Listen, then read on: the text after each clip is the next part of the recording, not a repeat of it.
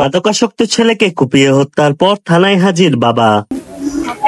গাজীপুরের শ্রীপুরে প্রহ্লাদপুর ইউনিয়নের নানাইয়া আটিপাড়া গ্রামে মাদকাসক্ত ছেলেকে কুপিয়ে হত্যার পর থানায় গিয়ে আত্মসমর্পণ করেছেন এক বাবা।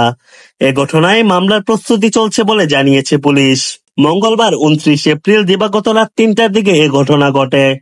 নিহত আনোয়ার হোসেন গাজীপুরের শ্রীপুর থানার প্রহ্লাদপুর ইউনিয়নের নানাইয়া আটিপাড়া গ্রামের মোহাম্মদ আলীর ছেলে। মোহাম্মদ আলী একই গ্রামের আব্দুর রশিদের ছেলে। শ্রীপুর থানার পুলিশের ভারপ্রাপ্ত কর্মকর্তা ওসি মোহাম্মদ জয়নাল আবেদিন মন্ডল জানান, 5 থেকে 7 বছর আগে ছেলেকে কর্মসংস্থানের জন্য মালয়েশিয়াতে পাঠান তার বাবা।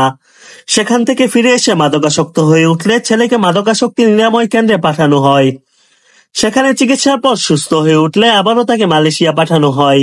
বছরখানেক আগে মালয়েশিয়া থেকে ফিরে কোনো কাজকর্ম করত না আনোয়ার হোসেন। সে বাবার জমানো 8 লাখ টাকা বিভিন্ন মাধ্যমে খরচ করে ফেলে। ফের বাবার কাছে টাকা চাইলে তাদের মধ্যে বিরোধ সৃষ্টি হয়। এ নিয়ে বাবার সাথে প্রায়ই ঝগড়া হতো। পুকুরে চাষ করা মাছ বাবার অজান্তেই বিক্রি করে ফেলে ছেলে আনোয়ার। এ নিয়ে বাবার মধ্যে ক্ষোভ বিরাজ করছিল। মঙ্গলবার বিকেলে বাবার গোয়াল ঘরে থাকা 11টি গরুকে লাঠি দিয়ে বেধড়ক মারধর করে ছেলে। এ সময় বাবা গিয়ে বাধা দিলে তাকেও মারধর করে। এসব ঘটনার প্রেক্ষিতে রাগে ক্ষোভে রাত 3টার দিকে ঘুমন্ত ছেলেকে এলোপাথারি কুপিয়ে হত্যা করে থানায় এসে পুলিশকে জানান মোহাম্মদ আলী। পরে পুলিশ তাকে হেফাজতে নেয়। ওসি জানান, এ ঘটনায় মরদেহ উদ্ধার করে ময়নাতদন্তের জন্য গাজীপুর শহীদ তাজউদ্দিন আহমদ মেডিকেল কলেজ হাসপাতালের মর্গে পাঠানোর প্রক্রিয়া চলছে। পাশাপাশি আইনগত ব্যবস্থা নেওয়া হচ্ছে। বাবা এসে একজন ভদ্রলোক এসে বলছে যে আমি আমার সন্তানকে মেরে ফেলেছি। তখন বিষয়টা আমি জানার পরে সঙ্গে সঙ্গে আমার টিম পুলিশ টিম পাঠিয়ে সেখানে গিয়ে আমার সুস্থতা পাই। আমার সে লোককে আমরা গ্রেপ্তার করেছি এবং লাশ আমরা উদ্ধার করে পোস্টমর্টমের জন্য আমরা গাজীপুর হাসপাতালে মর্গে প্রেরণ দিয়েছি। তো বিষয়টা হলো গিয়ে আমরা যত জানতে পারলাম যে এই ছেলেটা 5-7 বছর আগে বিদেশ ছিল। বিদেশ থেকে আসার পরে সে মাদকাসক্ত আসক্ত হয়, হওয়ার পর তাকে রিহাব করে, রিহাব করে আবার সুস্থ হয়, হওয়ার পর সে আবার বিদেশ চলে যায়।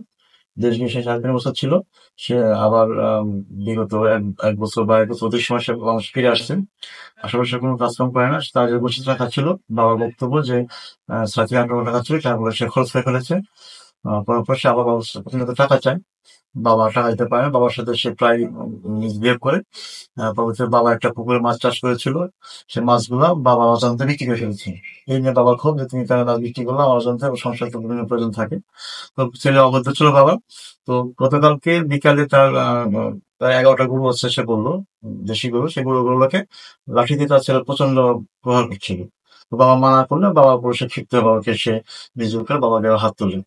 তো এর প্রেক্ষিতে বাবা তখন তার লাগে খুবই দুঃখে গত রাত 3টার সময় ঘুমন্ত অবস্থা তার ছেলেকে বসে দিয়ে আঘাত করে হত্যা করে।